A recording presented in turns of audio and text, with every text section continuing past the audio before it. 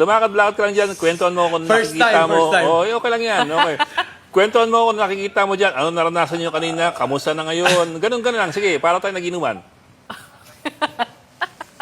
Okay.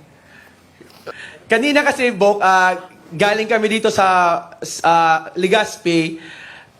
Tumumbok kami papuntang First District kung saan yung mas malapit daw dun sa east portion ng Albay.